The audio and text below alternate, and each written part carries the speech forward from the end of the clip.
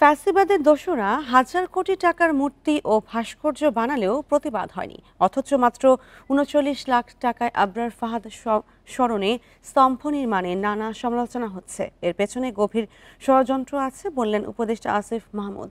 মঙ্গলবার শহীদ আবরার ফাহাদের ৬ষ্ঠ মৃত্যুবার্ষিকীতে আগ্রাসন বিরোধী ৮ স্তম্ভের উদ্বোধন অনুষ্ঠানে তিনি এ মন্তব্য করেন। ৬ বছর আগে ৭ অক্টোবর দিনটিতে বুয়েটের শেরেবাংলা হলে নির্মমভাবে নির্যাতিত হয়ে শহীদ হন আবরার ফাহাদ। ভারতীয় আগ্রাসনের বিরুদ্ধে সোচ্চার হয়ে ওঠার পরই ছাত্রলীগের হাতে প্রাণ হারান এই মেধাবী শিক্ষার্থী। তার সেই দেশপ্রেম আর প্রতিবাদী চেতনা ধরে রাখতে উদ্বোধন হলো আগ্রাসন বিরোধী ৮ স্তম্ভ। পলাশীর চত্বরে এই ৮ স্তম্ভের উদ্বোধন করেন শহীদ আবরার ফাহাদের বাবা বরকতুল্লাহ।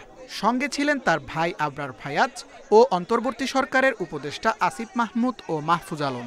এ সময় শহীদ আবরারকে নিয়ে নানা স্মৃতিচারণ করেন তার বাবা ও ভাই। আব্বু শেওড়াপাড়াতে ছিল, শেওড়াপাড়া পর্যন্ত পৌঁছাইতে পারে নাই, তো তখন আর কি আমাদের এলাকার যে এমপি হানিফ, তো উনি আর কি আব্বুকে কল দিয়ে বলছিল যে ভাই দেখেন বিচার কাজ কিন্তু চলতেছে, আপনি যদি এখন এই জায়গায় যান উদ্বোধন করতে তাহলে বিচারের কি হবে আমরা বলতে পারি না। সাক্ষী থাকার কারণে আমি ওই সময় তারা ওইভাবে হুমকি দিতে লাগলো, এই জন্য আমি এখানে মানে ভিত্তিপ্রস্তর উদ্বোধন করার জন্য আমি আসতে পারিছিলাম না।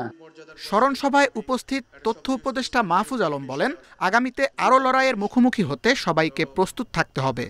আমাদের যে তরুণ প্রজন্ম আছে, এটা আমাদের জন্য অনেক বড় একটা শক্তির উৎস এবং আমরা লড়াকু, আমরা একটা লড়াই জিতেছি, আরও এই যে সামনের কয়েক দশক ব্যাপী আমাদের সামনে লড়াই। এ সময় ৮ স্তম্ভ নিয়ে সৃষ্টি হওয়া নানা সমালোচনার জবাব দেন স্থানীয় সরকার উপদেষ্টা আসিফ মাহমুদ।